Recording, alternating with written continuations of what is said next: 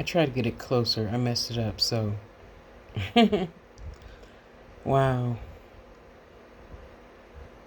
It's really interesting learning about the law. So fascinating. That's why, people say, oh, I hate them knowing my business. We all have the same business. And if you do right, you shouldn't be afraid of getting caught. If you just tell the truth and do the best you can at all times. On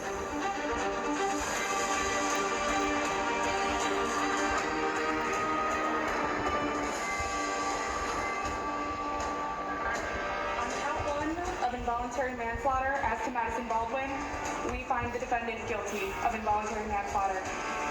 On count two of involuntary manslaughter in regards to Tate Muir, we find the defendant guilty of involuntary manslaughter. On count three, as to involuntary manslaughter regarding Hannah St. Juliana, we find the defendant guilty of involuntary manslaughter. And in count four of involuntary manslaughter against Justin Schilling, we find the defendant guilty of involuntary manslaughter. Well, welcome to Law and Crime Network. If you are just joining us right now, we're in our third hour of live coverage and a great opportunity to be able to discuss this fascinating, complete win for the prosecutors, not only getting 4 convictions, 4 out of 4, for the involuntary manslaughter charges filed against Jennifer Crumbley, but on a novel theory that many in this country are debating is to the extent that parents should be held liable for the actions of their children. Well, the jury, after 10 hours and 48 minutes of deliberation, has cast its verdict with respect to the theory of the prosecution's case and the facts, unanimously coming back with those 4 guilty verdicts. Now, joining me in the studio with Bob Hilla is outside the studio is Matt Mangino. Matt, I've been dying to get you on here to see, just generally speaking, take it from wherever you want. The theory of the case, what does this mean about parental responsibility going forward? Do you think that it was a fair prosecution? Were you surprised by the results? Take it away, Matt. Well, not entirely surprised by the results. This was a case that really stood out for, some sort of review, by the court system. I mean, these were parents that kind of shrugged off their son's mental illness. They bought him a gun. They joked about the fact that he was looking for ammunition. They had an opportunity to bring him home on the day of the shooting, and they did not do that. So this is kind of the case that sort of cried out for it. I don't know that this is necessarily the typical case of a child going out on a rampage and parents ultimately being held responsible for it. It's unprecedented. I think it's going to open the door to similar prosecutions in the future when something catastrophic happens like this. But because of the facts in this case, I don't think it's entirely a surprise. Well, I'm gonna push back on you on the facts, Matt. But before I get what your point is, but before I do, I want to ask you a question. Rhetorically speaking, would it make a difference to you if this incident occurred when he was 17 years, 364 days old, as opposed to the next day living with his parents at the age of 18? Would that change this equation? Well, we know that there has to be a cutoff, and there are a lot of young people who are just a couple of days over the age of 18 who are serving life sentences for their conduct as an 18-year-old, just a few days older. So I don't think that necessarily makes that much of a difference that he is an adult. This is also a young person, whether he's 18 years old in 3 days or 14 years old, as in this case, who had mental health problems, who complained to his parents about hallucinations and hearing voices, and they didn't do anything to get treatment for that. In fact, they told him to suck it up. So here's a guy reaching out for help, a kid reaching out for help, who's denied that help by his parents. And then, on top of that, to try to pacify him or make him happy, they buy him a gun. They put a gun in the hands of a young person who's complained to them about hallucinations and hearing voices. I mean, this is really a case that cries out for gross negligence in terms of the parents in this. Yeah, I guess reasonable minds could differ about the interpretation of those facts, but let's assume they're true. Matt, does it make... This is just like law school, guys, right? I feel like we're in a law school class. This is the Socratic method of how, if you're ever interested in what law school does, this is it. And the law school professor, that would be me in this instance, would say to you, okay, I heard that answer, Matt. Would it make a difference if they didn't get him a gun, but they allowed him around kitchen knives? Well, I mean, I don't know that we're talking now about something that's very different. We're talking about an instrument that's used for death. I mean, a handgun is used to shoot people. You don't typically go hunting with a handgun. This is an instrument that could cause carnage, as it did in this case. Now, I guess you could think, well, the guy goes in the drawer and he gets a kitchen knife and brings it to school. How much damage is he going to do? Certainly he could have hurt somebody. Certainly he could have killed somebody. But it would have been the same type of carnage. It would have been so easy to carry out what he planned to do and what his parents ultimately gave him access to. Right. Well, it kind of segues me a little bit, Matt, Bob. There were lots of hearts that I'm sure were dropping at that verdict, including even the victims' families who want justice for those who were killed, but probably not more than the defense lawyer, the defendant, and James Crumbley, who has not yet been tried. That would be the second case because they're watching this. Let's listen to a little bit of what the prosecution had to say in their closing arguments with respect to James Crumbley. Testifies at trial. James is responsible for the gun. In the substation, though, when asked where the gun was hidden, in the in-car interview, James flew home and he's like, I had the gun hidden and I told him where I hid the bullets. He asked whether she kept the gun in her car. She shakes her head no.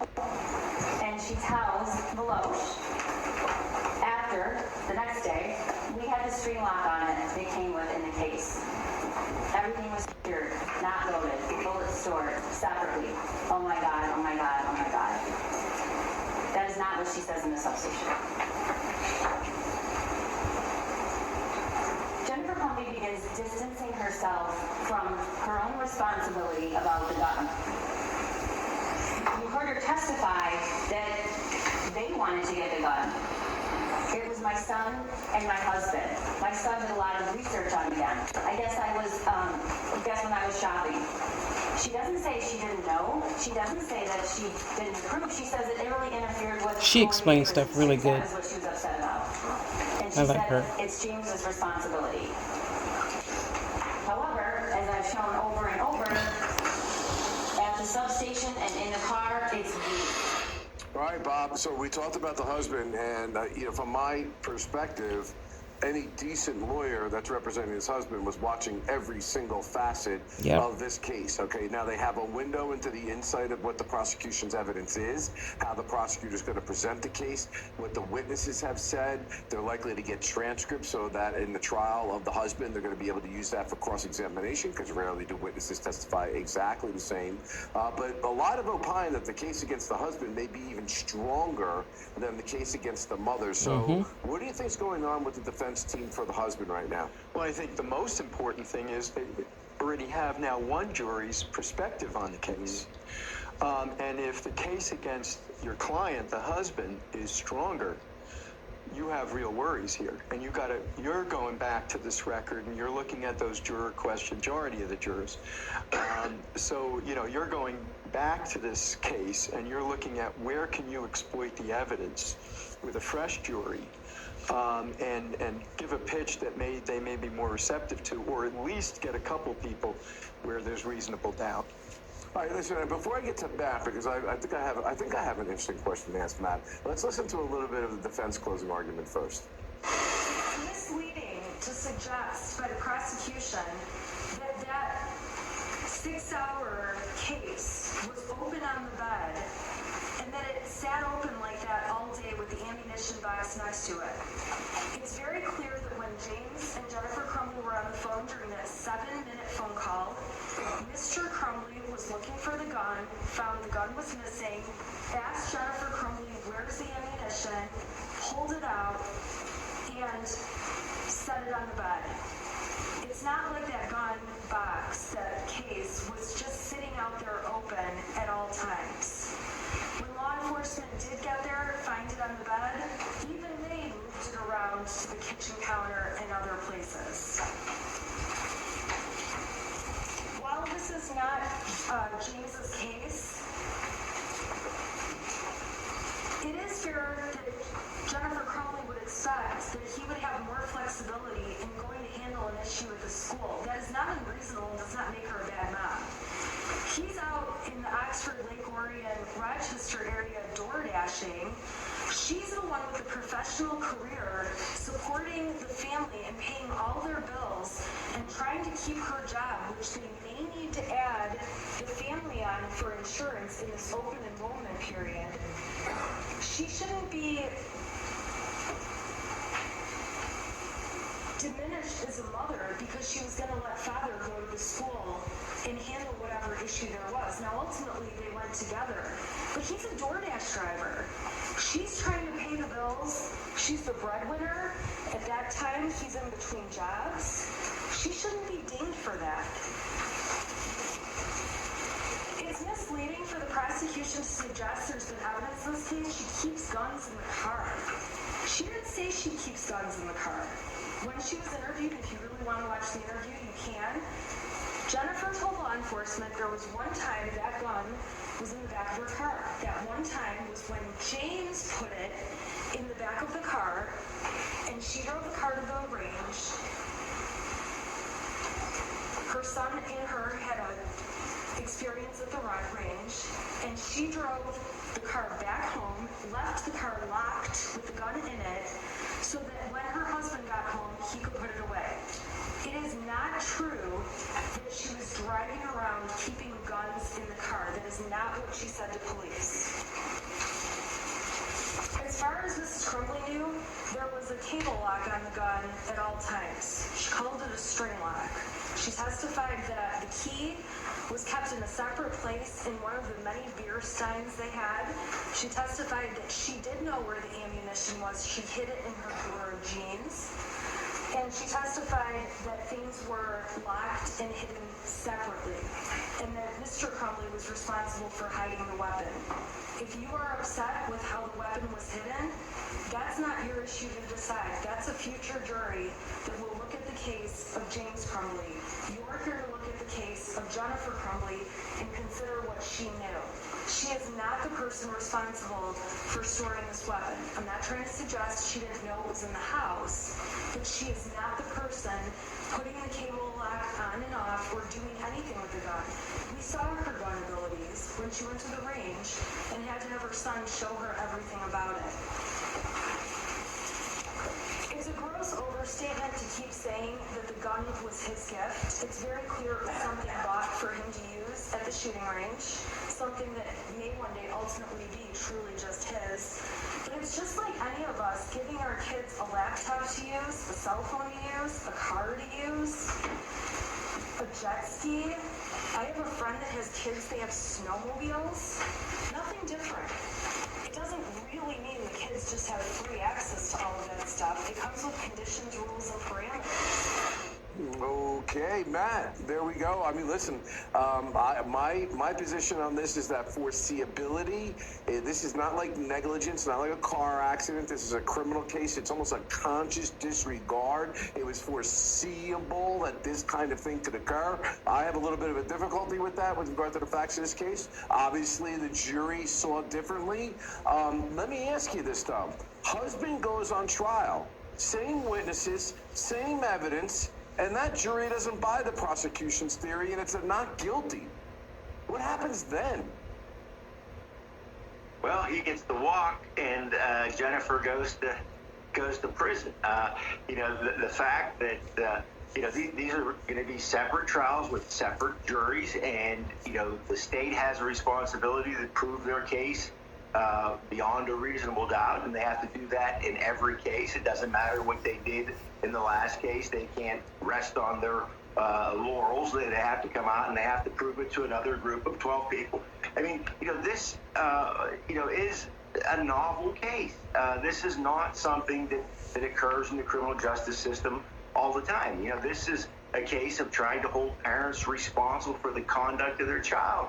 And hey, I wouldn't be entirely surprised if there was a not guilty verdict. It's just the way the process works, and it doesn't mean because the state proved their case in one instance and didn't in another that you should throw out both cases. Unfortunately, that's not the way the process works. You are 1,000% correct, but I will say this, from my prosecutorial experience, the floodgates have now been opened. So you watch how many more of these kind of charges and on less and less evidence, in my opinion, is about what's about to happen. And you know what? Another jury could come back with a not guilty, and it shows you that a jury, or where a case is even tried, can have such a substantial difference in the outcome of an actual matter. Guys, couldn't have two better guests than yourselves. We're going to take a quick break. We're going to talk more on the other end. Please stay with us.